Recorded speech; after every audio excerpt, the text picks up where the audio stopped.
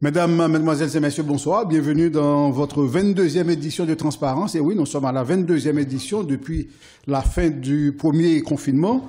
Et merci à vous d'être présents pour regarder cette émission encore une fois. Nous avons décidé de vous offrir quelque chose de grandiose encore. Et nous avons choisi un thème assez particulier. Le thème, c'est « Est-ce une utopie de prôner l'acquisition de connaissances spécifiques pour reconquérir l'indépendance nationale ?» Pourquoi ce thème? Parce que notre invité du jour, qui est le docteur Jean Michel. Bonsoir, docteur. Bonsoir, Pradel. Voilà, donc notre objectif à travers ce thème ce soir, c'est de vous montrer qu'il faut apprendre, il faut toujours apprendre, parce que l'apprentissage n'est jamais terminé, et acquérir des connaissances, c'est essentiel, et peut-être justement, quand tous les Haïtiens auront acquis un maximum de connaissances, on commencera à dire on va reconquérir notre indépendance. C'est l'idée qui est derrière cette émission. Et docteur, je vais essayer de faire une petite présentation de toi, c'est pas évident.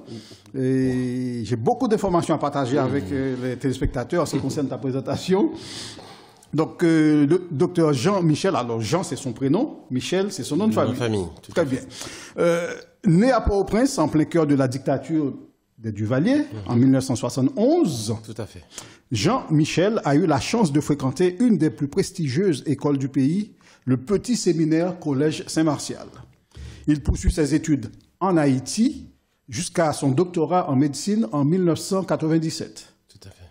Arrivé en France, le docteur Jean Michel obtient de nombreux autres diplômes et certifications dans des spécialités diverses. Il les obtient, notamment à la faculté de sciences médicales et Xavier Bichat, l'université Paris 5 et l'université Paris 7, l'université Versailles-Saint-Quentin, l'université René Descartes, etc. La liste est très très longue. Le docteur Jean Michel, toujours dans sa soif de connaissances et de spécialisation, suit des formations médicales complémentaires dans des établissements tels que le service d'orthopédie de l'hôpital de la Pitié-Salpêtrière à Paris, l'école de chirurgie de l'assistance publique des hôpitaux de Paris, etc., etc. Vous avez compris, la liste est longue. Des formations qui se poursuivent à Nice, à Vérone, à Dijon, Tours, Bordeaux, Barcelone, les Pays-Bas, l'Université de médecine de Vienne en Autriche, etc.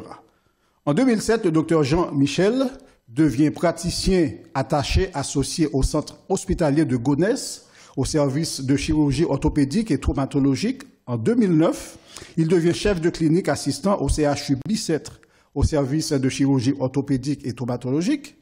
Il est depuis 2014 chirurgien orthopédiste et en chirurgie vertébrale à la clinique La Montagne à Courbevoie, dans la région parisienne, dans le 92, et à l'hôpital privé nord-parisien de Sarcelles. Tout à fait. Jusqu'à présent, je n'ai pas dit de bêtises. C'est parfait. Le docteur Jean Michel est également enseignant, notamment en chirurgie orthopédique et en sémiologie. Il est, entre autres, responsable de l'enseignement des internes en chirurgie à l'hôpital de Gonesse depuis 2009. Je pourrais ainsi continuer pendant de nombreuses minutes à vous énumérer les qualifications du docteur Jean Michel, mais puisqu'il est notre invité, je préfère lui laisser la parole. Je pense que c'est mieux, on en saura davantage et on aura plus de précision.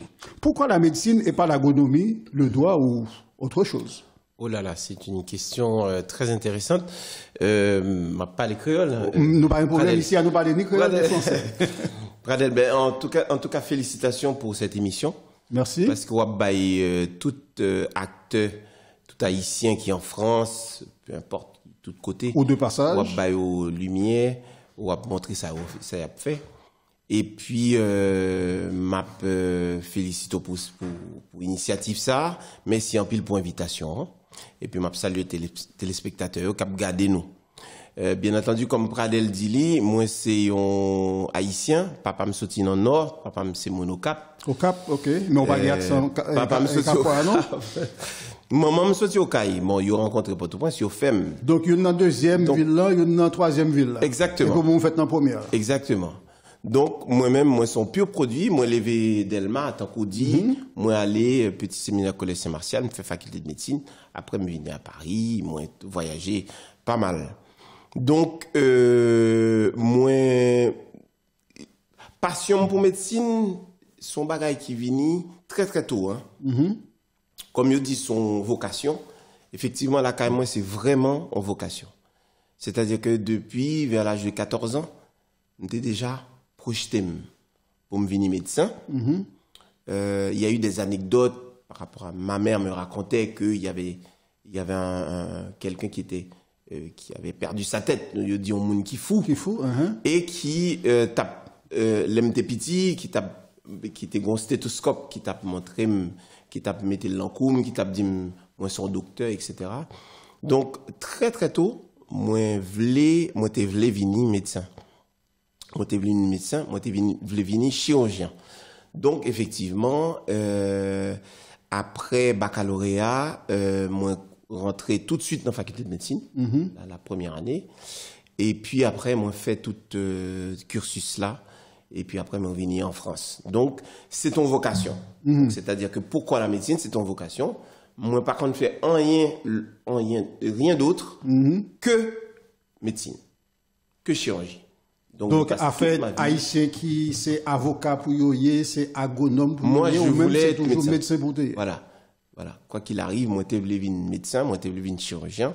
Et effectivement, moi, accompli et rêve, moi. Très bien. Donc, mais qui côté envie ça sortir? Ou tu par contre faire l'autre bagaille? Peut-être ou par contre faire l'autre bagaille. N'après ça, au cours de l'émission, n'apprendre compte que c'est pas vrai. Mais, entre autres, gon apprentissage que on fait régulièrement ou toujours gon bagaille on va apprendre au niveau médical ou assez diversifié dans l'apprentissage. À côté soif apprendre ça à sortir. Soif apprendre non, son sorte de curiosité que m'était toujours gagné. L'MT petit, m'était toujours voulu connaître comment, par exemple, la caille moins, radio, am besoin connaître comment le marché. Donc faut me démonter, pour démonter pour qui ça donne, qui ça donne, qui ça fait le marché, qui ça fait le fonctionner. Forcément, ça plaît pas aux parents, mais c'était toujours objectivement qu'on est comment ça marchait. Ouais. Donc c'est ça le soif d'apprendre là. Donc après moi qui on m'pas vle gen limite, m'vle connaître. C'est pour ça m'parti m'quitter Haïti, me dit m'pas arriver en côté pour yo dire que m'pas ou pas aller plus loin. M'pas aller plus loin. Moi-même m'vle aller plus loin. M'vle connaître vraiment, m'vle explorer tout horizon, tout ça qui en dedans. Ça m'a pas prendre. Donc c'est envie ça qui fait y retrouver non paquet de pays différents quand on va apprendre, on va faire stage, on va faire formation. Absolument. Et au Vérone ou en Autriche. C'est-à-dire que en fait en France, on a une possibilité d'aller dans des congrès internationaux, ou à le présenter, ou bien ou à l'apprendre une série de bagages. Donc m'aller de tous côtés pour m'apprendre. Donc l'aime venir en France, moi gagné en spécialité en chirurgie de la colonne vertébrale. Donc c'est ça qui permet moi aller dans toute une série de pays pour m'apprendre un peu plus comment ça fonctionnait, comment ça marchait. Et puis donc que ce soit à Vérone, que ce soit partout. Donc tous les ans, moi gagner, faut remettre à jour. Ouais, pour connaître qui ça qui parce que bagaille a pas avancé ici très très vite. Hein. Ça avance très très vite. Donc faut connaître qui ça qui nouveau traitement dans le domaine que m'a faire. Alors, est-ce que, justement, en tant que médecin, en tant que monde qui apprend en pile, qui diversifie formation là, et qui dit tout à l'heure, chirurgien ou bien autre chose? Chirurgien. Chirurgien. Oui, parce que même au niveau chirurgie, ou pas arrêter dans seul domaine là, je me songe moi-même personnellement, des gros problèmes, mal quand on médecin, et de dire, je ne suis pas capable de faire grand chose pour eux, il y a un bon ami qui ici, comme par hasard, c'était Koto, il était voyé.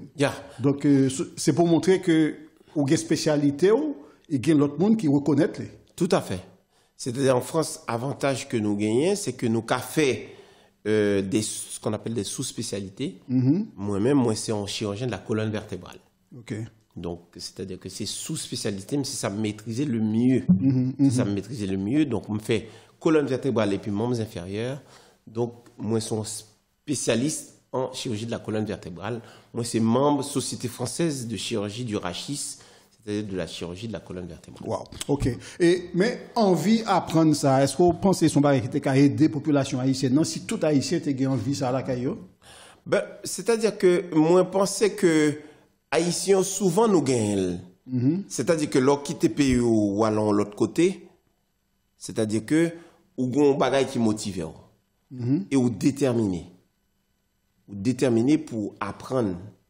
C'est-à-dire que, et c'est pour ça que même médecins qui en Haïti, ou même jeunes médecins qui en Haïti, qui venu, moi, ka ba yo des exemples, c'est-à-dire que moi-même, l'aime venir ici, bagay yo pas de facile.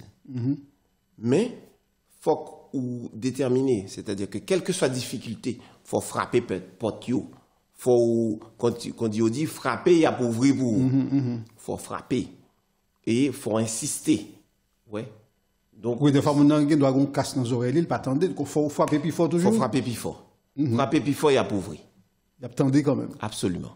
Bien. Et pour quelqu'un qui a fait ses études de médecine en Haïti et qui est praticien et enseignant dans le domaine médical, bien sûr, quel regard, je pourrais dire, as-tu sur la formation des médecins haïtiens durant ces dernières années? Est-ce que tu penses qu'ils sont à niveau? Le niveau que tu avais quand tu as fait ton doctorat en Haïti, est-il le même? Est-ce qu'ils ont progressé ou bien est-ce qu'il y a régression dans cette formation en Haïti? En fait, le truc, c'est que la médecine, c'est un domaine qui est très, très, très particulier. Autant, sauf, par exemple, l'agronomie, l'agriculture doit être adaptée en fonction de côté où il y a. C'est-à-dire qu'en France, son climat, il fait fret, c'est pas même fruyo, c'est pas même sol là. Donc, tu es obligé d'adapter cette formation au climat local. C'est-à-dire que même fruit qui y en Haïti, c'est pas eux même qui y en ici. Bien que en France, ils commencé à faire mango. Bien sûr, ils commencé à faire mango. Bien sûr. Donc, c'est-à-dire que médecine, avantage c'est que médecine est universelle. Et faut pas oublier en Haïti, alors je vais pas raconter d'histoire, c'est que dans les années 80, 70-80, tu as des résidents américains qui étaient venus faire résidentiaux en Haïti. C'est-à-dire que le niveau médical en Haïti, à la faculté de médecine d'Haïti, était très très élevé. Étudiants haïtiens qui étaient finis cursus en Haïti, ils allaient aux États-Unis, ils n'ont pas même besoin de passer matching pour travailler aux États-Unis. C'est anglais aussi, donc pour bon. Ou anglais pour bon, ou du moins, c'était beaucoup plus facile. C'est-à-dire que médecine, non, lui-même, son bagage qui est universel. Quel que soit pays, quel que soit ou t'es chinois, ou t'es africain, peu importe, ou gon cœur, ou gon des reins, ou gon rat, ou gon foie, etc. Donc, médecine, non, lit universel. Moi, je pense que formation médecin haïtien, c'est très, très élevé. Nous avons une connaissance théorique qui est très, très bon. Très bien. Tu as fait tes études universitaires à l'Université d'État d'Haïti? Absolument. Et est-ce que tu penses qu'il y a suffisamment d'établissements universitaires en Haïti dans le domaine médical? Alors, si niveau est très, très bon en Haïti, le souci qu'on a, c'est que on a un problème de décentralisation. C'est-à-dire que tout est concentré à Port-au-Prince. À Port-au-Prince, malheureusement. Donc, malheureusement. Donc, c'est-à-dire qu'il faudrait que, bien entendu, à l'avenir, c'est des conseils que je donnerais aux autorités d'essayer de décentraliser la formation médicale. C'est-à-dire mettre des facultés de médecine, comme en France. Il y en a à l'Université de Marseille, à Lille, à Lyon, à etc. Dijon, partout. À Dijon, etc. Donc, il faut pas que tout soit centralisé uniquement à Port-au-Prince. C'est-à-dire que quand je suis rentré à la faculté de médecine, les étudiants qui venaient pour rentrer, enfin, ceux qui venaient pour rentrer à la faculté de médecine, ils arrivaient des cailles. Ils venaient de partout, en fait. Ouais. Donc, faut que tu aies gagné université partout en Haïti. Au moins les 3 grandes villes du pays devraient en disposer. Les 3, les 4, les 5 grandes villes. Mais il y a l'hôpital Justinien au Cap, c'est pas un hôpital universitaire? Non. C'est-à-dire que les gens qui voulaient faire faculté d'études de médecine, il faut venir pour après, ils doivent aller pour le travail. Ils ont fait formation, bien pour travailler. Ils travaillent dans l'hôpital Justinien au Cap. Ou bien fait stage. Mais études médicales là, faut le faire à Port-au-Prince. Donc ça, je pense que c'est des choses qu'on pourrait et qu'il faut corriger, tout à fait. Tu as déjà été intervenant pour l'association médicale haïtienne en Haïti. Et Comment s'est passée cette collaboration? Tout à fait. En fait, on a l'AMH, l'Association des médecins haïtiens, et la MHE, l'Association des médecins haïtiens à l'étranger. Donc, j'ai eu dans le passé à travailler en collaboration avec l'AMH. J'ai fait des interventions pour eux. Tu fais partie de la MHE? Je fais partie de la MHE et j'ai eu à intervenir au niveau de la MH pour des congrès, pour des conférences. Voilà, ça fait il y a quelques années. Mais pourquoi c'est pas continué? Écoutez, moi je pense que effectivement avec tout ce qui se passe en ce moment, donc on a un peu une baisse de correspondance. Donc je pense que je vais recontacter pour savoir quand est-ce que ça va se passer les prochains congrès pour pouvoir aller intervenir. Très bien. Tu es le deuxième médecin haïtien que je reçois dans cette émission Transparence. Le docteur Chavannes était avec nous il y a quelques semaines et il fait partie d'une équipe, d'une association qui intervient assez souvent en Haïti. Est-ce que vous, les médecins haïtiens de France, vous êtes en contact? Est-ce que ça vous arrive de temps en temps de vous rencontrer pour parler du pays? Bon, m'a profité voyer en salutation pour le docteur Chavannes qui a fait un travail extraordinaire et extrêmement difficile. C'est-à-dire que nous toutes, nous quitter Haïti, nous venons ici, nous gagnons code lombrique là, quand nous dit qui marrait avec pays. D'autant plus, nous tous les deux, nous fait études, nous, en Haïti. On était exactement au même moment. Donc, nous étions dans la même promotion avec Chavannes. Là, font un travail extraordinaire. Et je peux dire que c'est pas facile. C'est pas qui est facile du tout. Donc, m'a profité saluer lui. Et puis, nous en contact, effectivement, nous pas en pile, nous pas en pile, parce que c'est vrai que en France, par exemple, il y a Haïtien qui viennent, tout Haïtien va aller au Canada, aux États-Unis, mais en France, nous pas en pile, mais nous en contact. Donc, en tous les cas, là, font un travail qui est très, très difficile. C'est vraiment retour d'expérience là que n'a parlé, que Chavannes a fait un travail qui est extraordinaire. L'a intervenu au niveau d'Haïti pour soigner en série de monde. Bien entendu, dans les règles de l'art, avec toute la technologie qui existait actuellement dans tous les pays industrialisés, et en même temps, la formation des jeunes sur place. Très bien, on reviendra là-dessus puisqu'on parlera Haïti tout à l'heure. Nous allons marquer une petite pause. Je vous rappelle que cette émission Transparence est possible grâce à Boyo Magazine, grâce à l'émission Boulevard du Compas sur Espace FM, également grâce à Wilson Amos, un artiste de la communauté qui fonctionne depuis quelque temps assez bien, notamment avec un titre qui s'intitule « Baby, dis-moi ». La pause, c'est tout de suite. On revient dans un instant pour continuer avec cette 22e édition de Transparence. À tout de suite. Oui, mais li papa, gen moun qui pas de quoi dans caravane nan. Gen l'autre même, yo te gen doute de caravane nan, est-ce que li tap capable bay lumière 24/24 vrai? Konya, pas fin dim ke tri te ka bay courant ni pour faire songe nem. Caravane changement lumière te fin di la bay courant et li kembe mol. Konya, caravane nan, li vini avec une autre formule pour nous kwaper blackout avec chalet net en Haïti. Qui gen la dedans? Yon réfrigérateur 8 cubes, c'est-à-dire 44 cm de largeur et 83 cm de hauteur. 3 panneaux solaires de 250 watts, un inverteur de 2000 watts, 2 batteries gel de 100 ampères et un régulateur de 30 ampères. Et puis, belle bagaille là, livraison avec installation gratis, ti chéri, depuis pas dépasser 60 km. Et puis, toute bagaille ça yo, pour un petit crasse l'argent, 2050 € seulement. Mais courant 24/24 là, mais beau caravane lumière. Dépêchez-nous pour nous venir pour caravane lumière par nous, relais Konya, dans 07 77 91 28 48. Caravane changement lumière arrivé sous nous, avance avec. Lumière, maman.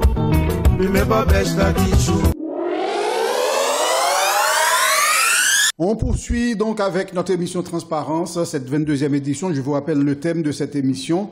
Et est-ce une utopie de prôner l'acquisition de connaissances spécifiques pour reconquérir l'indépendance nationale? Alors, j'ai précisé spécifique parce que justement, le docteur Jean-Michel, qui est notre invité, est un friand de connaissances, notamment dans le domaine médical, mais celui qui est dans un autre domaine, peut être friand justement dans ce domaine d'un maximum de connaissances. Et si chaque monde dans le domaine parle, il remet à apprendre, il essaie de prendre un maximum de connaissances, et là, justement, n'a pas dit, nous partis pour nous venir dans le pays tout bon.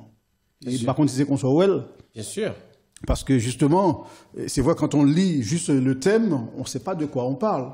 Mais moi, c'est le mot spécifique qui est important pour moi. Et dans le domaine où se trouvent les patrons de H-Live, par exemple, ils excellent là-dedans. Et je sais que un des patrons de cette chaîne, c'est un friand de technique. Il est toujours en train d'apprendre. Ses yeux sont toujours dans les fiches techniques des appareils. Les appareils de dernier cri, il faut qu'il arrive à savoir ce qu'il y a dedans.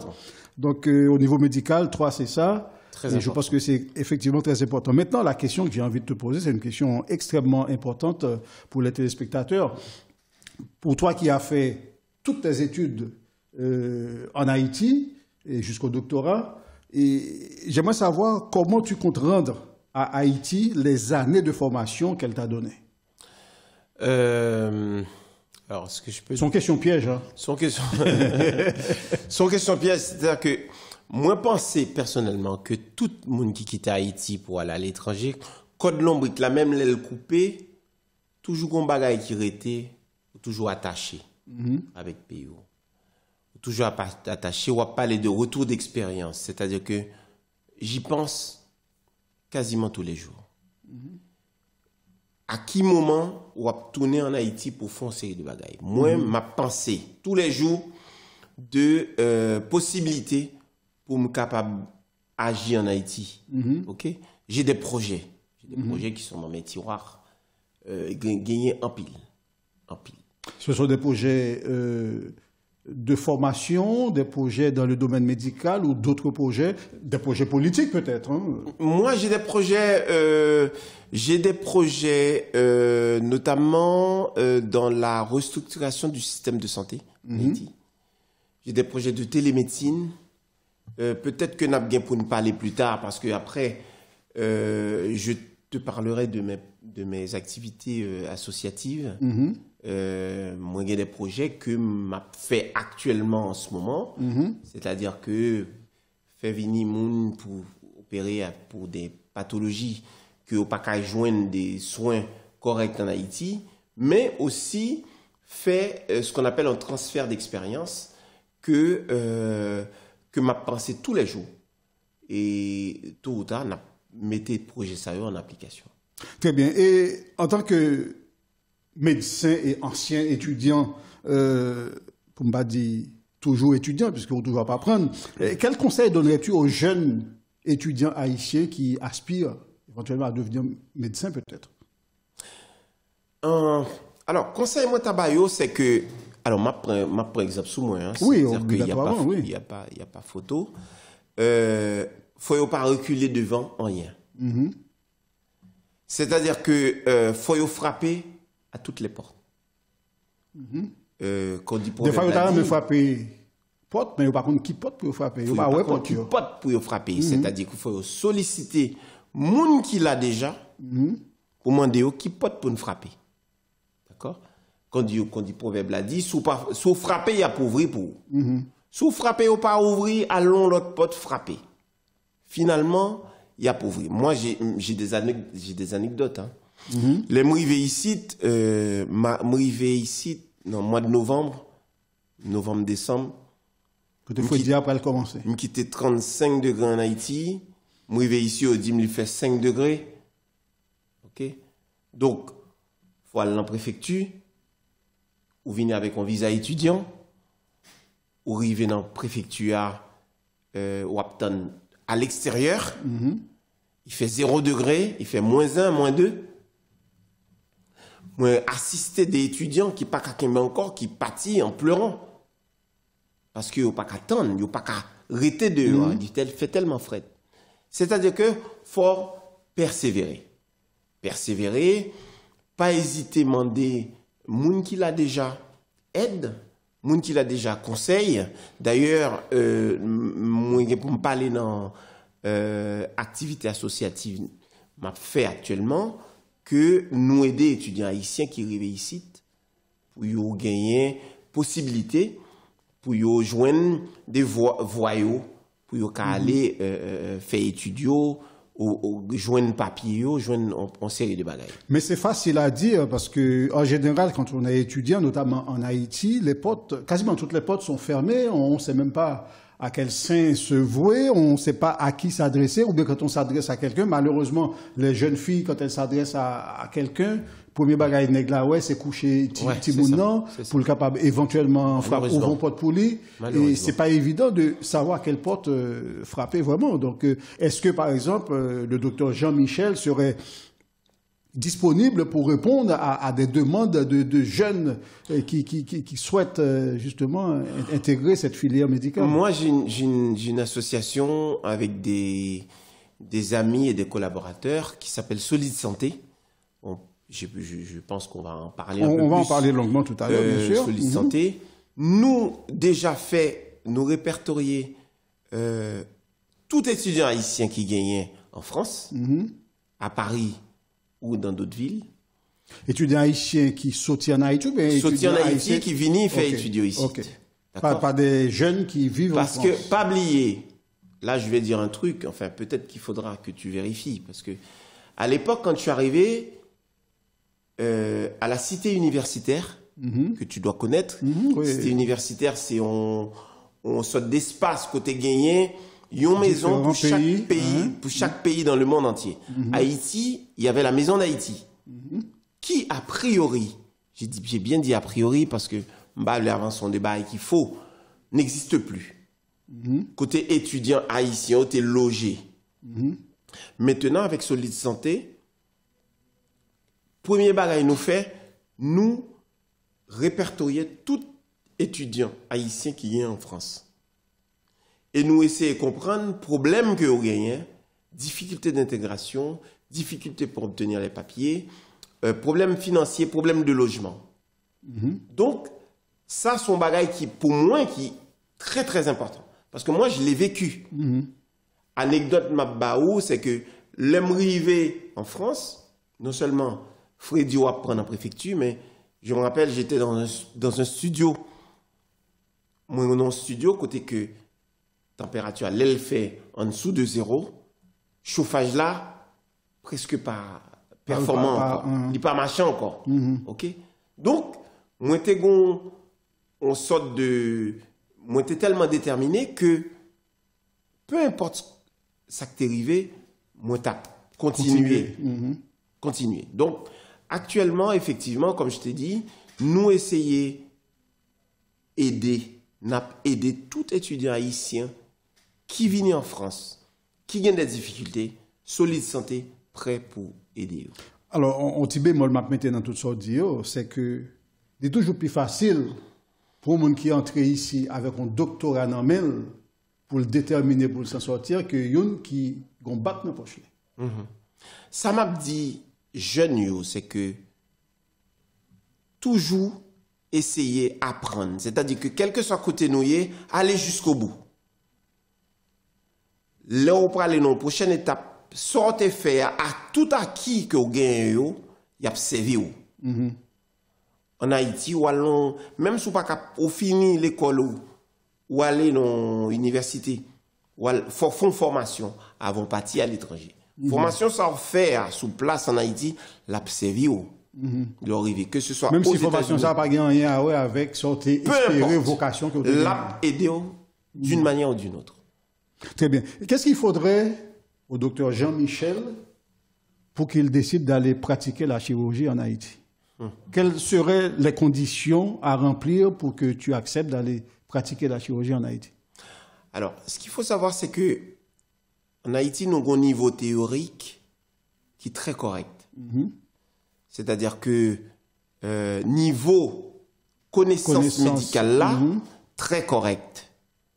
En revanche, sur le plan pratique, technique, nous gagnons des insuffisances. Par exemple, un bon exemple tout simplement, c'est-à-dire que nous gagnons ce qu'on appelle le flair clinique, c'est-à-dire que les on vini du ventre m'a fait mal, médecin pour analyser, l'examiner pour voir qui côté le gain douleur, qui caractéristiques douleur. Et en fonction de ça, médecin pourra demander des examens complémentaires, c'est-à-dire la en échographie, ou bien en IRM, ou bien en scanner. Et c'est là que, en Haïti, on va avoir des insuffisances. Mais sur le plan de la connaissance médicale, je pense que les médecins haïtiens ont une connaissance qui correcte. Moi, j'ai pas de problème pour aller travailler en Haïti. Ça, c'est pas un problème. D'ailleurs, j'ai des projets pour Haïti. J'ai des projets pour aller travailler en Haïti. Ça, c'est pas le problème. Mais effectivement, faut qu'il y ait des conditions qui réunissent. Okay. C'est ça, Mando. Conditions, ça veut dire ça. Faut qu'il y ait des conditions qui réunissent pour aller travailler en Haïti. On va dire, disons, qui sa condition. Est-ce que c'est le salaire? Est-ce que c'est le logement? Est-ce que ce sont les matériels pour travailler? Est-ce que c'est les centres hospitaliers qui ne devraient pas être trop loin du logement? C'est quoi? C'est le côté confort ou bien le côté pratique? C'est surtout le côté pratique. C'est-à-dire que nous faisons en médecine qui, quand même, en France, nous avons une médecine qui est assez élevée. Niveau technique, là, très élevé. Donc, c'est-à-dire que... D'accord avec moi, on ne peut pas jouer côté technique ça à 100% en Haïti. En Haïti. Donc, il va falloir faire un compromis. Il faut le créer. C'est pas compliqué. Il faut le créer. D'accord? C'est pas du tout compliqué. Il faut que nous créions conditions pour jeunes médecins qui sont formés à l'étranger, capables de venir pour travailler en Haïti. Et je vous assure que ce n'est pas compliqué. C'est une question de volonté, tout simplement. Et vous allez voir que dans les projets que j'ai, par exemple, nous pour aller en Haïti, par exemple, regarde, m'a tourné sous Dr Chavan, que j'adore parce qu'il fait un travail extraordinaire. Pour l'Haïti, il mène tout le personnel là en Haïti. Il mène un matériel là. C'est-à-dire, c'est des bagages que nous gagnons acquérir si nous vraiment avons volonté et que nous faisons ce qu'il faut pour nous gagner. On a retourné sur le domaine ça tout à l'heure, mais j'ai envie d'arriver au niveau associatif, puisque tu avais commencé à développer le côté associatif. Malgré ton emploi du temps chargé, il faut le dire, ton emploi du temps est hyper chargé. Quelqu'un qui bosse quasiment 7 jours sur 7, c'est quelqu'un qui a un emploi du temps vraiment chargé. Tu trouves quand même le temps de participer à des activités associatives. Est-ce quelque chose de si important pour toi? C'est extrêmement important, notamment je vais parler de Solide Santé, qui c'est association que moi vraiment engagé là-dedans. Solide Santé a été créé pendant le confinement et que gagner des acteurs de la vie associative haïtienne qui contactaient pour dire parce que là on est début mars, on est au mois de mars. Confinement, il y a le Covid-19 qui arrive. Personne ne va connaître ça qui a passé. Je dis, gon paquet de monde dans la communauté qui a mouri. Chauffeur taxi, pasteur, qui continuait à faire des services malgré le confinement. Donc les gens, ils se contaminent, forcément. Etc. Chauffeur taxi, etc. Me dit tout de suite, il faut qu'on fasse un collectif pour nous aider Mounsayo. Et nous montons une cellule d'urgence pour aider Mounio. Là où il y a un problème, nous avons un téléphone vert que nous prenons tout de suite pour y aurait nous, pour y dire nous, il y a un problème, etc. Pas oublier, ou gagner, conseil de mon étranger qui ne parle pas les français, qui ne pas comprendre les mesures barrières qu'on disait à l'époque, qui étaient la caillou, qui ne pas comprendre ça qui a passé. Ou gagner des mounagers qui ne pas déplacer. Ok? Ou gagner des Haïtiens, par exemple, qui ont des problèmes administratifs, qui peuvent, par exemple, il y a des gens qui même peuvent aller à l'hôpital. Je dis, soit on n'a pas de papier, peu importe. Il dit ça comme ça. C'est pas un tabou. Soit on n'a pas de papier, il dit, je peux aller à l'urgence, si mal l'urgence, je peux demander mon papier. Si je n'ai pas de papier, je peux le voir et me tourner. Je préfère rester là, moi. Donc les gens. Donc tout un tas de raisons qui font que les gens... Exactement. Et du coup, je contacté 2-3 personnes, nous dit, nous montons collectif. Et passer cette période de confinement, nous dit, ben, finalement, on a été utile. Faut que nous gardions une structure pour aider notamment les travailleurs qui, par contre, droit, il y a fait télétravail. C'est quoi le télétravail? Quels sont vos droits? Les PME et les TPE, les très petites entreprises, par exemple, qui chauffeur-livreur, Mon qui restaurant. Moun qui ont restaurant, ils ont un droit pour gagner une aide de l'État. Ou font prêt. Mais il y a des gens qui par contre qui côté pour commencer. Donc nous montons une cellule juridique pour conseiller tout le monde. Donc, mes naissances, association Solide Santé. Et il y a plus de monde là-dedans qui c'est des médecins, qui en font plusieurs. Il y a des gens qui dans l'hôtellerie, il y a des gens qui dans le domaine de la, il y a des avocats. Il y a des médecins. Moi-même, nous montons une cellule de permanence médicale pour nous répondre à l'appel des gens qui, pour continuer dans le cas, qui ont des symptômes du Covid, par contre, ça peut faire. Donc, nous répondons pour nous dire, OK, si vous avez tel symptôme, il faut que tu ailles. Parce que, des fois, ils n'ont pas compte droit. Donc, au final, donc, nous avons plusieurs spécialité dans Solide Santé. Ok, en dehors de Solide Santé, tu travailles aussi avec d'autres associations. Je sais que tu es dans Hibiscus. Est-ce que tu travailles avec l'association de Dr Chavannes, par exemple? Oui. Je suis un parrain de l'association du Dr Chavannes. Nous, dans le passé, j'ai organisé des événements pour récolter des fonds pour le travail qu'il fait, que je connais son travail qui est vraiment très, très, très important. Et voilà, donc, comme je n'ai pas grand pile temps, c'est vrai que je ne suis pas involé de façon directe, mais je suis bien aimé participer dans le travail. C'est quand même admiratif de voir comment tu es impliqué quand même dans le monde associatif. C'est vrai, il faut limiter parce que le temps n'est pas extensible, il faut le dire. Mais j'aimerais savoir quelle approche tu as en l'état actuel des choses, bien sûr, et vis-à-vis de la santé générale de la population haïtienne en Haïti. Est-ce que tu penses que c'est une population qui est en bonne santé? Et sinon, qu'est-ce qu'il faudrait faire pour que ces gens soient en bonne santé? Ça fait quand même quelques temps que je quitte Haïti, même toujours bon regard sur Haïti. Donc, moi, je pense qu'en Haïti, les autorités font tout ce qu'ils peuvent pour garder la population en bonne santé. Moi, je pense que confrère Moyo a fait tout ça est capable pour qu'une population en bonne santé. Effectivement, le problème qu'il y a, c'est toujours des problèmes de moyens. Toujours des problèmes de moyens. C'est ça qui est dommage. Mais bon, moi, je pense que il y a un pile axe d'amélioration que nous avons fait pour nous bien soigner. Donc effectivement, c'est vrai que, comme dit, ça fait longtemps que j'étais à Haïti, mais je pense que il y a des axes d'amélioration que nous avons fait. Que nous avons capable de faire.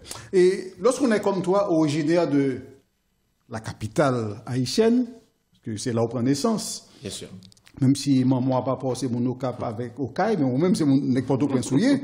Et lorsqu'on est comme toi, originaire de la capitale, médecin, praticien à l'étranger, comment est-ce que tu qualifies, comment je pourrais dire ça, l'état sanitaire actuel de la ville de Port-au-Prince? Entre fatra cap flâner, et moun qui pas qu'à manger, et de l'eau pas couler, des plantes à tomber.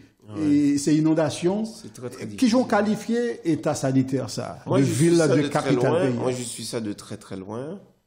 C'est-à-dire que faut que nous tenir compte de une série d'indicateurs. Indicateurs, c'est des éléments qui prennent le nous état sanitaire un pays, état de développement un pays. En Haïti, par exemple, parler de Port-au-Prince, mais je parle en Haïti en général, Il y a ce qu'on appelle les indicateurs, par exemple, comme l'indice de développement humain. L'indice de développement humain, ce sont indicateurs qui permettent ou qualifier niveau socio-économique d'un pays. D'accord? IDH. Indice de développement humain, il est basé sur 3 éléments. L'espérance de vie, il est basé sur accès à l'éducation et niveau économique habitant, c'est-à-dire ce qu'on appelle PIB, le produit intérieur brut. On a été très basique. Très basique et très pour nous comprendre ça n'a dire. IDH ça c'est son sorte de carte d'identité que lié. C'est-à-dire dit tel pays, il y a tel IDH ou un déjà dans quel niveau mon a vivre. OK. Je crois que le premier pays c'est la Norvège. IDH ça varie de 0 à 1. Norvège a un IDH à 0,9. Haïti, je crois qu'on est à 0,5. Parce que nous avons une espérance de vie de 63 ans. D'après les dernières statistiques, qui doit être de, je pense, de 2 ou 3 ans. Désolé si je ne suis pas à jour, mais c'est pour nous. Oui, en gros, on a une idée. De 63 ans. Alors que la Norvège, c'est de 82 ans. L'espérance de vie. Donc, c'est-à-dire que la Norvège, c'est le numéro 1 dans le monde.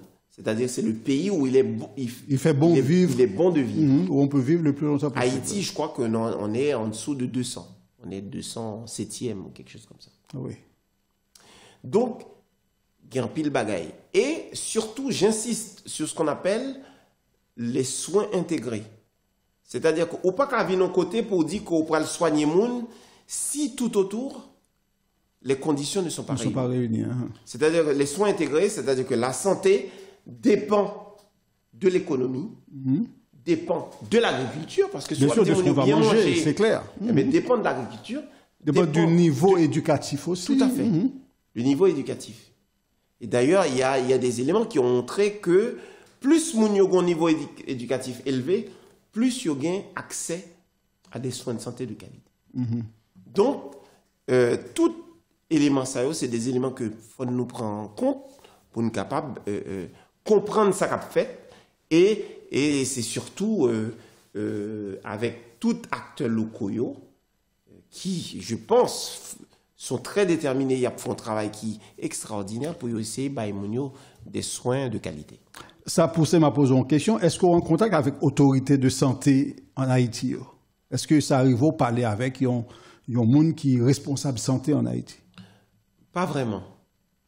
Malheureusement. Pas vraiment, malheureusement. J'ai tenté il y a quelques années, parce que j'ai un projet de télémédecine. Mais projet télémédecine, ça, c'est un projet qui non projet solide santé que nous avons fait, quoi qu'il arrive. Est-ce que vous pouvez expliquer à tes spectateurs qui ça qui télésanté? Télémédecine, télémédecine ou télésanté? Voilà, télésanté ou télémédecine. C'est un système qui permet que vous gagnez possibilité, tout en étant en France, pour capable de faire des téléconsultations en Haïti. Et moi-même, moi insisté sous possibilité nous gagner pour nous mener une équipe compétente, aller en Haïti, foncer des interventions, que ce soit chirurgicales ou médicales, pour des pathologies que, en Haïti, malheureusement, nous n'avons pas de possibilité de soigner. Son premier volet, c'est-à-dire que nous, ici, avec technologie, nous avons fait des consultations en direct.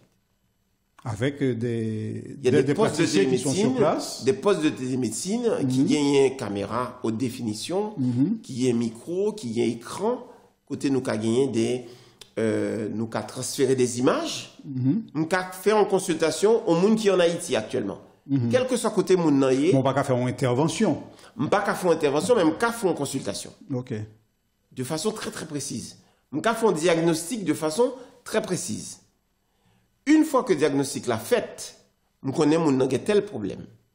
Et que tel problème ça, malheureusement en Haïti, nous ne doit pas de moyens pour nous Mais il y a possibilité pour déplacer moun ça, mener le déplacer, côté pour soit nous mener les sites pour y faire intervention. mener un côté qui est près Haïti. Mais ça qui est important, c'est même pas plus près Haïti.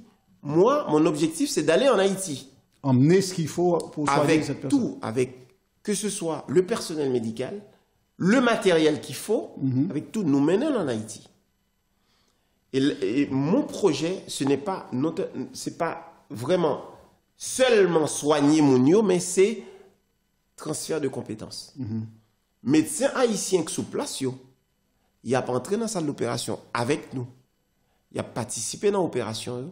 Et puis, au bout de 3-4 missions, il a acquis connaissance pour être autonome. Pour faire ça qui supposé fait là. Ça qui supposé faire. Très bien. Et ça poussait me poser une question. Là, on va extrapoler un petit peu, mais j'aime bien extrapoler dans cette émission de temps en temps. Si j'avais le pouvoir de te nommer ministre de la Santé en Haïti, quelles seraient tes premières mesures pour soulager les maux de cette population? On dit, nous sommes des qui ont un gros pouvoir, je prends stylo ça là, je frappe sur ça là, boum, mets au ministre de la Santé en Haïti. Qui sont à prendre comme première mesure pour soulager et Mounio qui a souffert avec des maladies diverses? C'est une question difficile, hein, Pradel. Réponse là pas obligée difficile parce qu'il faut Mounio comprendre. C'est une question difficile, c'est-à-dire que de toute façon, si jamais on joue, ou tu as un jeune pouvoir ça, Même pas loin jeune, ou non? nous-mêmes, m'a fait plaisir pour me parler de projet ça. Avec plaisir. Mais de toute façon, c'est pas compliqué, hein, c'est-à-dire que premier bagage là, c'est que soit c'est accessibilité pour tout le monde. Alors, ma petite continuer, oui, mais est-ce que action, un ministre de la Santé par exemple, dépend de l'action, c'est de l'autre ministre par exemple, ministre des Travaux publics, pour qu'il y ait une route pour ambulance passer, etc. Voilà le bon bagage. Accessibilité de soins pour tout le monde. Oui, je comprends ça très bien. Qu'on gagne l'argent, qu'on pas gagne l'argent, c'est un droit fondamental. Santé pour tout le monde. OK? Deuxième chose, on parle de soins intégrés. C'est-à-dire que santé pas pour contre li. Il y a infrastructure qui est autour, il y a éducation. Donc toute bagage c'est pour intégrer la donne. Il y a deux éléments n'takabaou, c'est-à-dire que il y a tous les ans ministère de la Santé publique publié, alors c'est des données qu'on a joindre, hein, ministère de la Santé publique publié des rapports. Hein. Par exemple, il y a l'évaluation des prestations de services de soins de santé et qui ont un document qui est édité par le ministère de la Santé publique avec aide de la Banque mondiale et de l'USAID. Nous gagnons aussi ce qu'on appelle le MUS, c'est l'enquête de morbidité, mortalité et l'utilisation des services de santé. Qui font une espèce de cartographie des services de santé en Haïti et l'accessibilité aux soins. Ils ont montré que, par exemple, 28% de la population, seulement 28%, mettait moins de 30 minutes pour accéder à un service de soins. En gros, quelqu'un qui a un AVC, par exemple, ça aurait lieu en Haïti, stroke. Okay? 28% seulement mettait moins de 30 minutes pour y arriver dans un soin de santé. Alors que c'est ce qu'on appelle une urgence absolue. C'est une urgence vitale. Même les 30 minutes sont déjà trop longues. Ah, c'est trop long. Donc, il faut intervenir tout de suite. Donc, c'est-à-dire que c'est pour te montrer que faut essayer faire ce qu'on appelle la décentralisation. Il faut que toute bagaille n'est pas concentrée uniquement à Port-au-Prince ou dans les grandes villes. Et la deuxième chose, il faut gagner des infrastructures pour nous capables de gagner des accès à institutions de santé. Donc ça ne va pas dépendre du ministre de la Santé seulement? De tout le monde. C'est ce qu'on appelle les soins intégrés. Donc en fait, c'est une prise de conscience nationale qui doit exister. Et le ministre Dr Jean-Michel peut avoir autant de bonne volonté, mais sans la bonne volonté et la prise de conscience des autres, il ne peut rien faire. C'est très difficile. C'est-à-dire que ça doit rentrer dans le cadre d'un programme global de l'État, d'un gouvernement, pour mettre un système de santé qui est correct. Et je ne sais pas si tu as suivi les dernières élections en Haïti. Il y a un candidat à la présidence, très très bien placé, qui avait dit qu'il était prêt à former des médecins en quelques mois. En quelques mois, ça va être difficile. Parce que la formation médicale, comme je vous ai dit plus tantôt, la formation médicale, c'est un bagage qui universel, c'est-à-dire qui prend un certain temps pour apprendre une série de notions. Donc ça devrait être difficile, je pense. Ouais. Je n'ose même pas dire en combien de mois il avait dit. Mais... Je ne sais pas comment il devrait faire. Peut-être qu'il pourrait s'expliquer un peu mieux, mais... Il y a eu beaucoup de blagues là-dessus. Je trouve ça très, très, très difficile. Il y a eu pas mal de blagues là-dessus, en tout cas. Difficile. Nous allons marquer une nouvelle pause dans cette 22e édition de Transparence. Je vous rappelle le sujet de cette édition. Est-ce une utopie de prôner l'acquisition de connaissances spécifiques pour reconquérir les dépendances nationales? Les connaissances spécifiques, ça peut être dans n'importe quel domaine. Le domaine d'activité de chaque personne peut faire l'objet d'acquisition de beaucoup de connaissances, évidemment. Si toi, tu es journaliste, débrouille-toi pour bien connaître ton travail et essayer d'avoir un maximum d'informations. Si tu es mécanicien, essaie de bien comprendre les moteurs, etc., que la voiture ne soit plus un étranger pour toi, en quelque sorte. Et cette pause arrive, et je vous rappelle que c'est une émission qui est possible grâce à Boyo Magazine, grâce au Boulevard du Compas, l'émission radiophonique, et également grâce à Wilson Amos. Et puis nous faisons un petit coucou au restaurant Aux Ananas qui soutient notre chaîne H-Live. Nous marquons la pause, on revient dans quelques instants. Oui, mais li papa, gen moun qui pas de quoi dans caravane nan. Gen l'autre même, yo te gen doute de caravane nan, est-ce qu'il est capable bay lumière 24/24 vrai? Qu'on y a, pas fin dim ke tri te ka bay courant ni pour faire songe nem. Caravane changement lumière te fin di la bay courant et li kembe mol. Qu'on y a, caravane nan, li vini avec une autre formule pour nous couper blackout avec chalet net en Haïti. Qui gen là-dedans? Yon réfrigérateur 8 cubes, c'est-à-dire 44 cm de largeur et 83 cm de hauteur. 3 panneaux solaires de 250 watts, yon inverteur de 2000 watts, 2 batteries gel de 100 ampères et yon régulateur de 30 ampères. Et puis, belle bagaille là, livraison avec installation gratis, ti chéri, depuis pas dépassé 60 km. Et puis, toute bagaille ça yo, pour un petit crasse l'argent. 2050 € seulement. Mais courant 24/24 là, mais bon caravane lumière. Dépêchez-nous pour nous venir pour caravane lumière par nous, relais Konya, dans 07 77 91 28 48. Caravane changement lumière arrivé sous nous, avance avec. Lumière, maman. Lumière, babèche, la tijou. Nous revenons tout de suite sur le plateau de Transparence pour continuer avec notre invité, le docteur Jean-Michel, et chirurgien de son état, qui nous parle de pas mal de choses, des choses qui nous étaient souvent inconnues, et ça nous fait plaisir. D'ailleurs, il nous a parlé de l'IDH, de l'indice de développement humain, mais ce qui m'intéresse, c'est que tu as dit que l'Haïtien a une espérance de vie de 63 ans. Et en Norvège, leur espérance de vie est de 82 ans. C'est dû à quoi? En dehors du fait qu'on a des difficultés au niveau infrastructure, au niveau des infrastructures, que ce soit médicales ou autres. Et j'aimerais comprendre, parce que pour qu'on soit classé 200e dans je ne sais pas sur combien de pays, et à 63 ans, c'est pas beaucoup quand même. Il y a un élément très important, c'est ce qu'on appelle la pyramide des âges. Pyramide des âges sont indicateurs très très importants. C'est-à-dire que l'organe pyramide des âges, ils ont pays, pour tout de suite comprendre état sanitaire pays. Ok. En gros, la pyramide des âges là, gagne un axe vertical qui c'est des groupes d'âge de 0 à 4 ans. De 5 à 9 ans, etc. Et il y a un axe horizontal, c'est le nombre de naissances, le nombre d'individus. Donc, pyramide des âges là, En fonction de pays, il y a soit le gon forme de pyramide, c'est-à-dire sapin de Noël, soit que le gon forme en cloche, soit que le gon forme de champignon.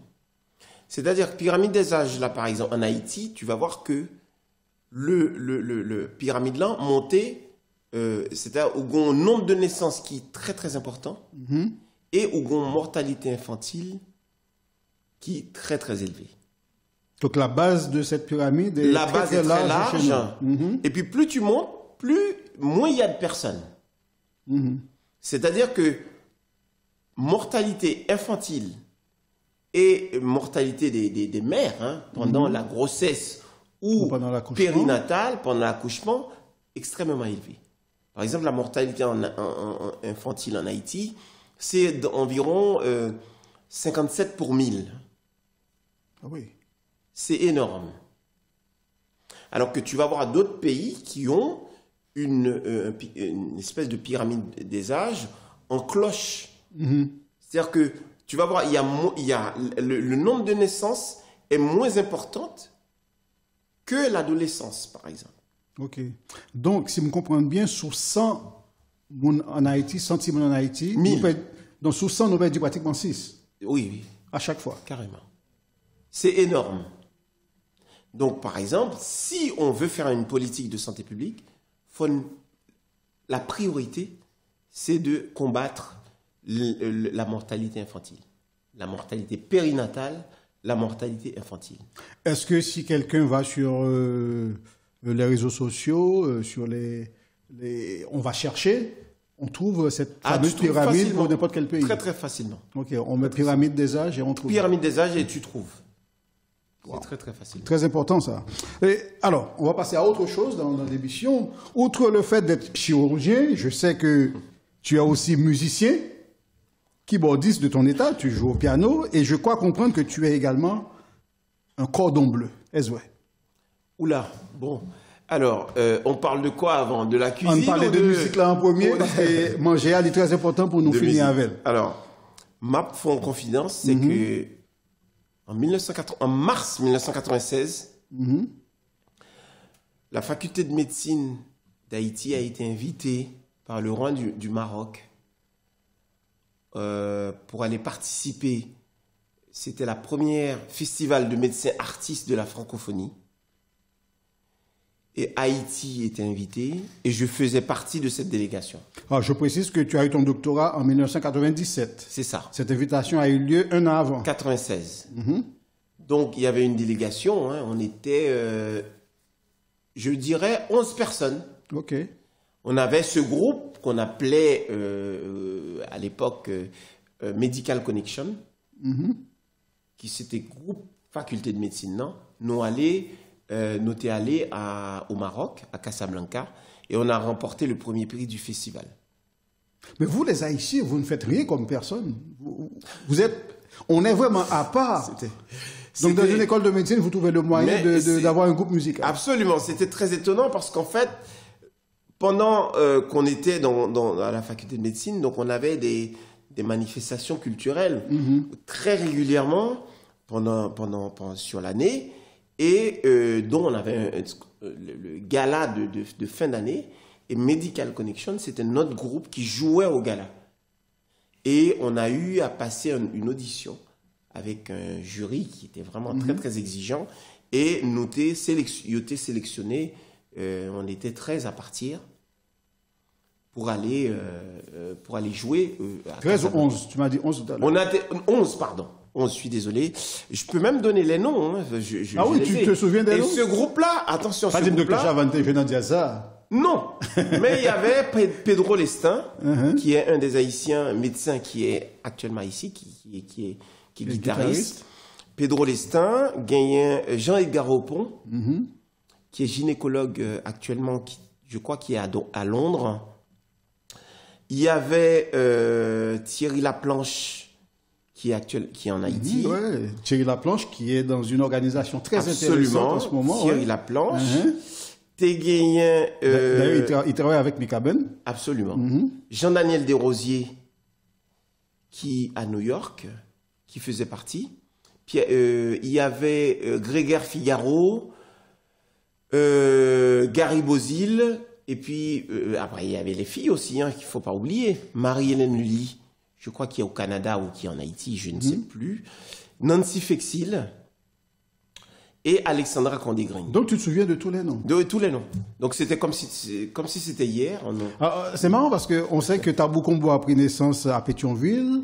Ils sont partis faire leurs études à l'étranger, ils ont décidé de recréer le groupe. Est-ce que c'est l'idée de recréer Medical Connection un jour? C'est ça. Mais tu sais que Medical Connection, enfin, on existe toujours, on existe encore. On a fait un concert à Miami, à Orlando, l'été dernier. C'est pas vrai. Tout à fait. J'étais pas présent malheureusement, parce que j'avais des exigences familiales qui m'ont empêché d'y aller. Mais j'étais avec eux en esprit. Mais ils font un gros concert. Il y avait Ralph Condé qui a joué avec eux Qui c'est qui t'a remplacé? À Orlando. Et Thierry Laplanche a joué magnifiquement au piano. Au piano. Génial. Voilà. Ça, c'est impressionnant. Je m'attendais à avoir une réponse à ce niveau, mais je ne m'attendais pas à avoir cette anecdote. Donc, ça veut dire que si j'ai un spectacle à faire un jour, j'ai envie d'avoir cette originalité, je peux faire appel, si j'ai les moyens, bien sûr, de faire venir tout le monde, je peux demander à Medical Connection de jouer pour moi. Oui, complètement, complètement. Ah oui. On est très actifs. Hein. M'a dit, bon, ses amis, docteur Jean-Michel, je connais le docteur Laplanche, donc ça devrait aller. Malheureusement, avec le Covid, oui, c'est sûr, mais ça sera après. Activité un peu ralentie, mais nous avons gagné des projets pour notre jour en Haïti au mois de décembre, ce mois-ci. Enfin, pour mettre la prochaine fois, nous avons complètement, t'es invité, t'es déjà invité. Donc, qui dit invité, dit payer billet, payer hôtel, payer toute bagarre. C'est pas juste on verra avec le groupe. Alors, c'était le premier volet de cette question. Le deuxième volet, c'est le côté cordon bleu. On m'a dit que tu étais un fin cuisinier. Est-ce que c'est vrai? Est-ce que si on manger, votre m'a fait mal? C'est pas tout à fait ça. Mais c'est-à-dire que je suis un fan de cuisine, notamment de la cuisine haïtienne. L'homme vinicite m'a trouvé que cuisine haïtienne n'a pas de balle suffisamment importance que le gagner parce que son cuisine qui est vraiment extraordinaire. Tu es arrivé en quelle année en France? 98. 98, ok. 98, je me tournais définitivement en 99. Cuisine haïtienne n'a me trouvé que nous pas balle suffisamment d'importance. Au moment de me décider, moi-même personnellement, investi dans nos restaurants. Donc, au restaurant. Malheureusement, nous faisons, parce que bon, avec à cause de tout problème, ça passé, voilà, nous faisons, mais c'était nous tapés sublimer cuisine haïtienne, que me trouver qui sont cuisines extraordinaires, mais malheureusement, au niveau de la présentation, il y a un manque, il y a des lacunes. Voilà, absolument. Mais qui ça a noté fait dans le restaurant ça qui pas existé, par exemple? Ça a noté fait dans le restaurant ça qui pas existé, c'était d'ailleurs son constatation que me fait tout le monde qui est dans le bureau le midi, par exemple en France, enfin les gens ils savent peut-être pas, en France, le midi, mon soit là à côté à la boulangerie, il prend sandwich. Et le sandwich, c'est quoi? C'est une baguette qui coupe en deux. Et ils mettent du beurre, de la mayonnaise, du thon, et puis au bon manger. Souvent, on n'a pas de temps pour y aller chita dans un restaurant pendant 1 heure ou 1 heure et demie. On a vraiment une demi-heure de pause. Nous, avons la possibilité de gagner un bol avec du riz, en viande, pickles, banane pesée, mais bien fait. Et vraiment, ça t'est mâché vraiment très très bien. Bon, malheureusement, avec tout problème qui gagne, nous sommes obligés de faire même, mais effectivement... C'est une fermeture définitive ou? Définitive, oui. Définitive. Nous qu'à tourner, mais avec un autre concept. Un peu plus gastro. Peut-être de l'autre côté, toi. Exactement. Parce que nous étions quand même dans un quartier assez huppé. Oui, assez huppé. Oui, on était à Boulogne-Billancourt, qui est un quartier très, très, très, très connu et très huppé. Mais bon, je pense que ça peut se refaire, mais non forme différente et puis non l'autre quartier. Ok. Comment le professionnel que tu es vit cette période tourmentée de coronavirus? cette longue période, il faut le dire. Avec évidemment toutes les contraintes que ça impose. Son période qui est extrêmement difficile, moi-même personnellement, le décrété confinement au mois de mars. Confinement numéro 1. Numéro 1. Donc en fait, je travaille sur plusieurs cliniques, dont la clinique de Sarcelles qui s'appelle Hôpital Privé Nord Parisien. Nous étions établissement Covid, c'est-à-dire qu'on recevait des gens qui étaient Covid+, c'est-à-dire Covid qui était positif. Et j'ai eu, en fait, on était réquisitionnés pour opérer des personnes qui avaient des pathologies autres, mais qui avaient le Covid-19. Qui ont contracté le... OK. Parce que, en fait, à cette période-là, tous les hôpitaux, des hôpitaux de Paris et de l'assistance publique étaient réquisitionnés pour être des réanimations pour hospitaliser des personnes avec des symptômes de Covid, avec des symptômes graves. Vous n'hospitalisiez pas, mais vous opériez. On opérait les gens qui étaient Covid positifs. OK. Les gens, par exemple, les gens qui se blessaient et qui tombaient, qui avaient des fractures ou qui avaient des pathologies, mais qui en plus avaient le Covid. Et c'était une période très très difficile parce qu'en fait, on était dans une espèce de flou. On ne savait pas ce que c'était en vrai. On ne savait pas où on allait. Moi, il y a des gens que j'ai opérés d'une fracture du col du fémur qui avaient le Covid, mais qui étaient bien. Enfin, les malouets, mon nom, non visite post-opératoire, qui étaient bien, qui me parlaient. Et le week-end d'après... Sans masque? Avec le masque. Tout le monde avait le masque. Ah oui, avec le masque. C'est important. Très, très important. Il faut respecter les mesures barrières, bien entendu. Et Mounio, d'un seul coup, c'était malheureusement souvent des personnes âgées et qui se dégradaient très, très vite, très, très rapidement. Et on ne savait pas trop ce que c'était. Donc, son période très, très difficile, que ce soit le premier confinement, que maintenant. Période très, très difficile. Alors, Sapondi Mounio, c'est qu'il faut absolument qu'il respecte les mesures barrières. Il faut le protéger avec le port du masque obligatoire. Et puis, il faut garder les distances de sécurité. C'est hyper important. Très bien. Nous allons marquer une dernière pause avant de retrouver la partie marrante de l'émission de Transquiz. Ça sera juste après cette petite pause. À tout de suite. Oui, mais li papa. Gi moun qui pas de quoi dans caravane nan. Gi l'autre même, yo te gen doute de caravane nan, est-ce que li tap capable bay lumière 24/24 vrai. Qu'on y a, pas fin dim ke tri te ka bay courant ni pour faire songe nem. Caravane changement lumière te fin di la bay courant et li kembe mol. Qu'on y a, caravane nan, li vini avec une autre formule pour nous couper blackout avec chalet net en Haïti. Qui gen la dedans? Yon réfrigérateur 8 cubes, c'est-à-dire 44 cm de largeur et 83 cm de hauteur. 3 panneaux solaires de 250 watts, un inverteur de 2000 watts, 2 batteries gel de 100 ampères et un régulateur de 30 ampères. Et puis, belle bagaille là, livraison avec installation gratis, ti chéri, depuis pas dépassé 60 km. Et puis, toute bagaille ça yo, pour un petit crasse l'argent. 2050 € seulement. Mais courant 24/24 là, mais beau caravane lumière. Dépêchez-nous pour nous venir pour caravane lumière par nous, relais Konya, dans 07 77 91 28 48. Caravane changement lumière arrivé sous nous, avance avec.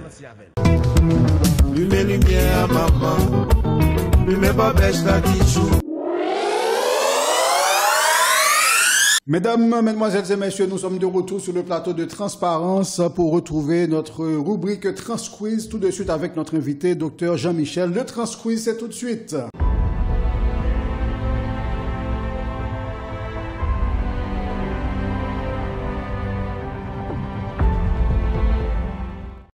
Ben voilà, très très bien. Donc on a le logo de Transquiz et Transquiz, Dr Jean-Michel, est-ce que vous connaissez qui ça veut dire Transquiz? Est-ce qu'on regarde l'émission, on connaît qui ça Transquiz? Moi émission, regardez. Qui ça Transquiz? Donc c'est des questions qu'on va poser. Oui, il y a 3 questions pour vous. 3 questions pour vous. Des questions qui n'ont pas forcément aucun rapport avec le sujet que nous sommes traités. Ok. Parce que nous, on est qui friand de connaissances. Bien sûr. C'est vrai, en pile connaissance au niveau médical, mais en général, moun qui friand de connaissances dans le domaine, il toujours aimé connaître ça gain sous côté. Bien Donc, sûr. connaissance générale là, on connaît l'importance, surtout en général en médecin, toujours une connaissance générale assez vaste. Donc, trois petites questions tout petit. Comme vous faites études en Haïti, question ça yo, c'est question qui t'a supposé facile pour vous, puis c'est tout concerné Haïti. Première question, est-ce que vous êtes prêt? Ben, vas-y. Parfait. Enfin, pas dire vas-y, et puis on va pas de problème, on va pas répondre, non? Vas-y. Première question, que fête-t-on en Haïti le 18 novembre? Oh, ben c'est la bataille de Vertières. Hein. Oui, la bataille de Vertières. Novembre 1803. Oui, novembre 1803, exactement. C'était la grande bataille de Vertières. La bataille de Vertières. C'est la victoire des troupes dessaliniennes contre les troupes de Rochambeau, c'est ça? Oui, tout à fait. Oui, Donatien Rochambeau, voilà. le général français qui représentait l'armée. 18 novembre 1803. 18 novembre 1803. D'ailleurs, j'ai quelques petites informations que je pourrais partager avec les téléspectateurs, puisqu'on sait que la surprenante résistance des troupes libératrices menée par Dessalines et la contribution de la 9e, il faut pas oublier ça, la 9e brigade commandée par François Capois, qu'on appelle Capois la mort, eh ben c'est grâce à cette surprenante résistance qu'on a eu cette victoire face à Rochambeau et son équipe. Alors, en chiffres, c'est quoi le 18 novembre 1803? En chiffres, c'est 27 000 esclaves, 27 000 soldats au niveau des troupes haïtiennes, mais avec des moyens limités au niveau armement, face à 2000 soldats bien armés, bien entraînés de l'armée de Rochambeau. Donc 27 000 de côté, 2000 de l'autre, et il y a eu des pertes. Les pertes, 1200 morts dans le camp dessaliniens, dans le camp haïtien, 1200 morts et 2000 blessés sur les 27 000. Et chez les Français, sur les 2000 soldats qu'ils avaient, 1200 sont soit morts ou blessés.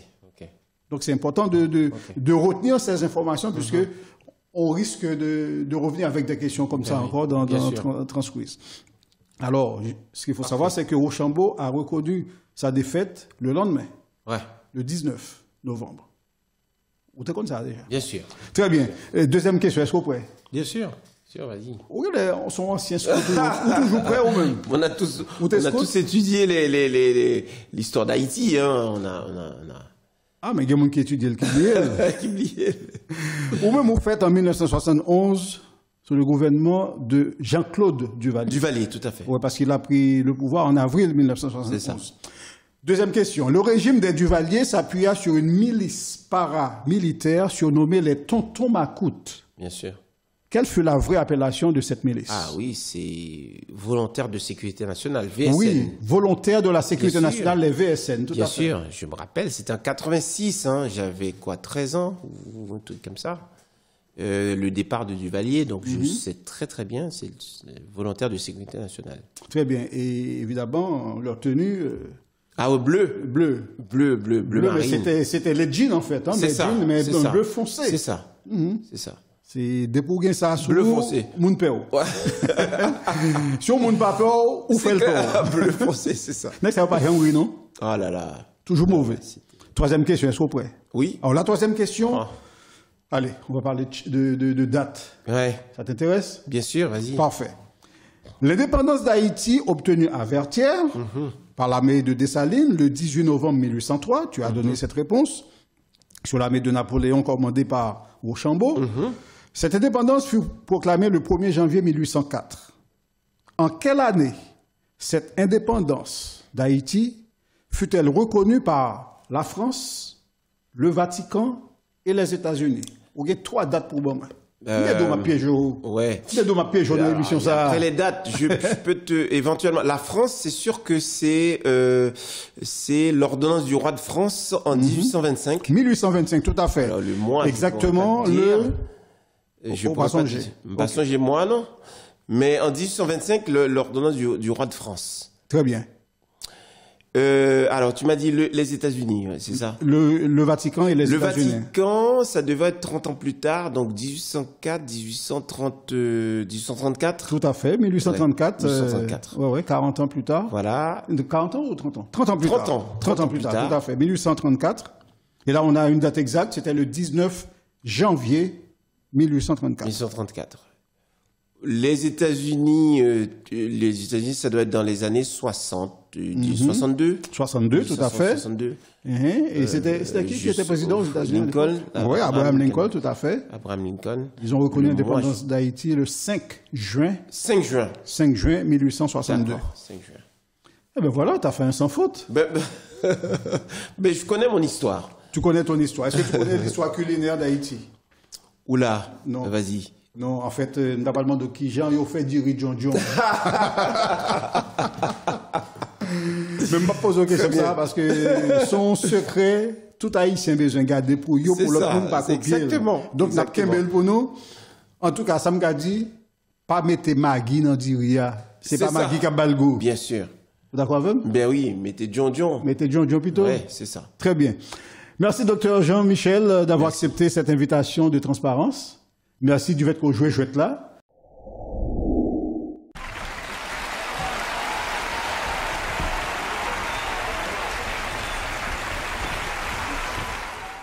Même qu'on a une petite question pour vous.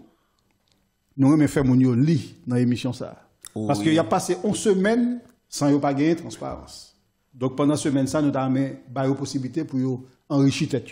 Ouais. Faire de la lecture. Est-ce qu'on a des conseils que tu es capable de bailler les téléspectateurs? Alors, les téléspectateurs, si vous voulez voyager vraiment avec un roman, Dany Laferrière, L'énigme du retour, c'est ce qui lui a valu le prix Médicis en 2009.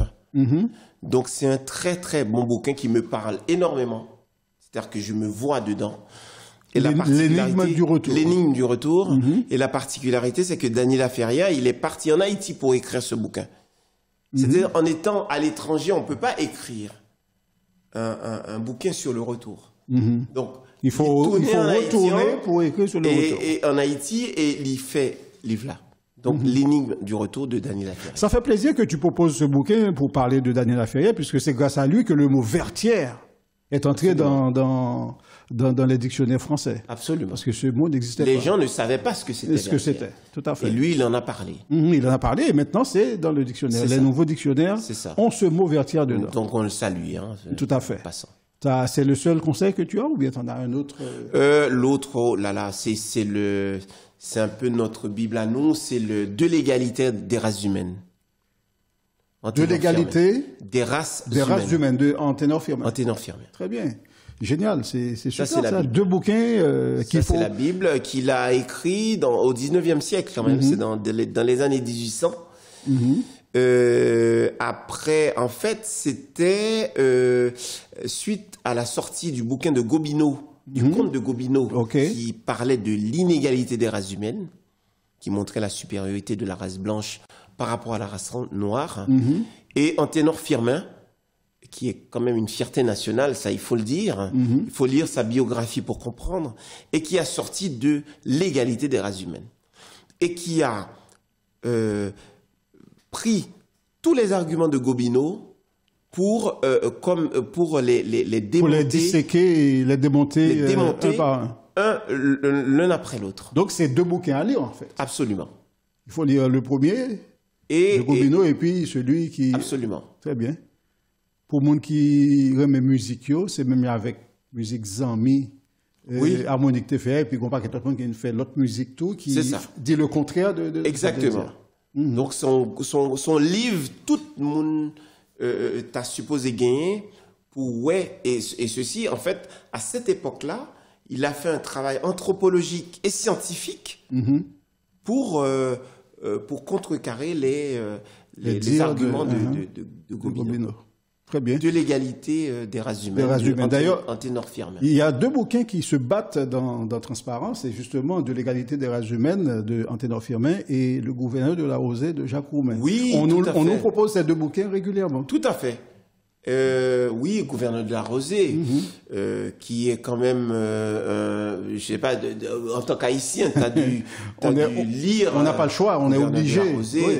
Effectivement, moi, ça me parle. C'est-à-dire que c'est celui qui retourne au pays pour essayer de rassembler tout le monde et autour d'une cause commune et qui rencontre des difficultés. Merci beaucoup. Merci. Est-ce que tu as un dernier mot à partager avec tes téléspectateurs? Eh bien, déjà, merci beaucoup pour l'invitation. Merci surtout d'avoir accepté. Merci pour la transparence. Je souhaité tout Haïtien garder l'émission ça, parce que c'est émission qui mettait en lumière moun qui dans la communauté haïtienne qui agit, quel que soit côté que ce soit domaine, en France ou à l'étranger, dans quel que soit domaine et que voilà, donc supporter transparence, supporter chaîne non. Et donc, merci en pile. Merci téléspectateurs. Merci beaucoup. Voilà, donc c'était la 22e édition de Transparence. Merci à vous d'avoir été des nôtres. Rendez-vous très très bientôt pour une nouvelle édition, bien sûr. En attendant, lisez les bouquins. Merci, à bientôt.